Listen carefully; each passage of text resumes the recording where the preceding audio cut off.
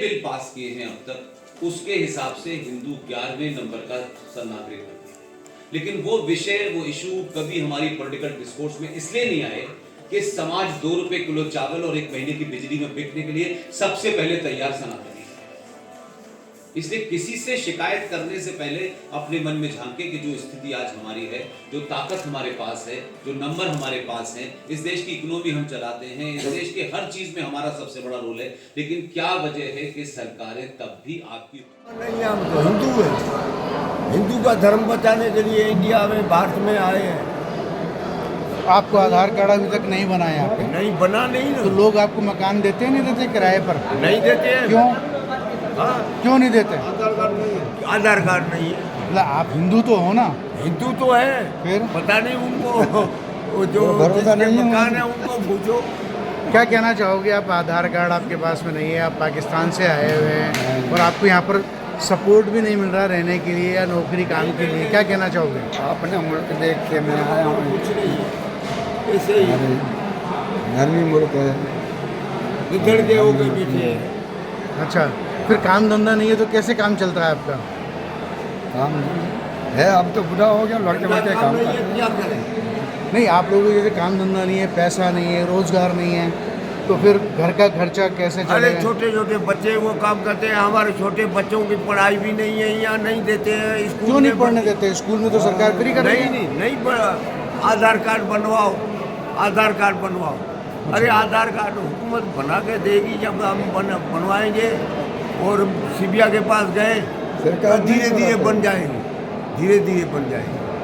अरे धीरे धीरे हम तो अब हमको चाहिए नागरिकता, तो भले देश से मिले और आधार कार्ड तो बनवा के दो।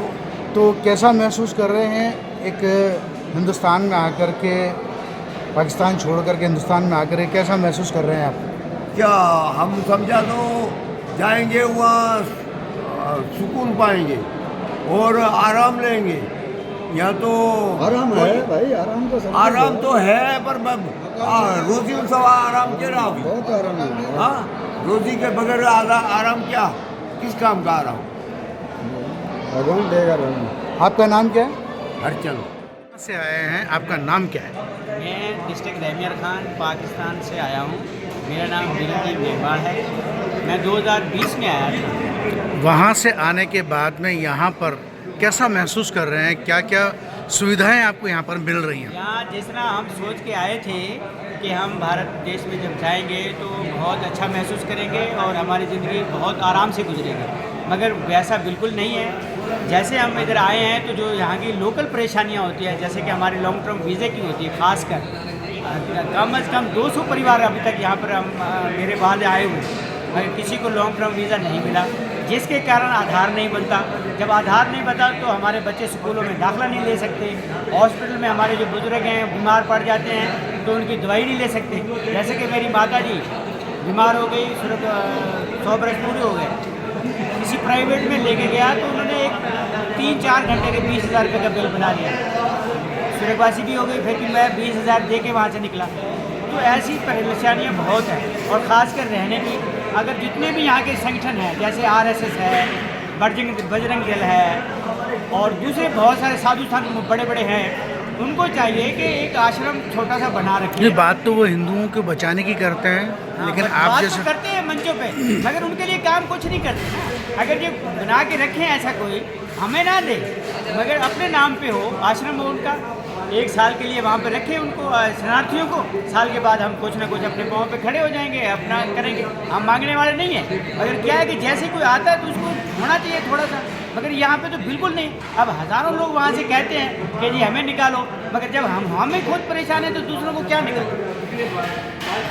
तो वहाँ से मतलब वो कुएं से निकल के खाई में आके गिरे कहीं, ऐसा तो नहीं है? यही सब हो रहा है। यहाँ पे कोई हिंदू जो है सपोर्ट नहीं करता। जैसे कि मैं आपको एक उदाहरण दूँ, बांग्लादेश का नाम आपने, इसका अफगानिस्तान का नाम आपने सुना, वहाँ पे मुल्ला उमर थे, तो वहाँ पे उसामा बिन लादेन चले गए। अमेरिका ने कहा कि तेरे से मेरा झगड़ा नहीं है, तू खाली मुझे उसामा बिन लादेन दे दे, मगर उन्होंने मुल्ला उमर ने कहा कि नहीं, ये मेरी पनाह में आया, यानी कि ये मेरी शरण में आया हुआ है, तो ये तो मुसलमान है। अगर कोई हिंदू भी आता ना तो भी मैं उसको आपको हवाले नहीं करता। तो आपके सामने कि वो मुल्क उजड़ गया, मुल्ला उमर गया, ख़त्म हो गया, तो उन्होंने उसको उसामा बिन लादेन को दिया नहीं उनको। मगर हम ऐसी कहीं किसी को आके कहते हैं कि हम पाकिस्तानी शरणार्थी हैं, तो वो 2 कदम हमसे पीछे हट जाते हैं, कोई हमारी बात सुनता नहीं, कोई हेल्प नहीं करता। अभी जो बात की जा रही है कि भाई सबको एक साथ किया जाए, सबको प्लेटफॉर्म पे लाया जाए, ये तो इंडिया के लिए बहुत अच्छी बात है। मैं तो ये कभी कभार बैठा होता हूँ तो ये कहता हूँ कि अच्छा हुआ जो पाकिस्तान और बांग्लादेश अलग है, वरना अगर ये सब एक साथ होते तो जैसे हमें वहाँ से तकलीफ दे के निकाला गया, जूते पड़े हैं, इस तरह यहाँ के हिंदुओं को भी जूते पड़ते हैं। मगर ये यहाँ के हिंदुओं के लिए एक बहुत परमात्मा ने उन पर दया करे कि ये 2 टुकड़े करके मुसलमानों को थोड़ा साइड में रखा हुआ है।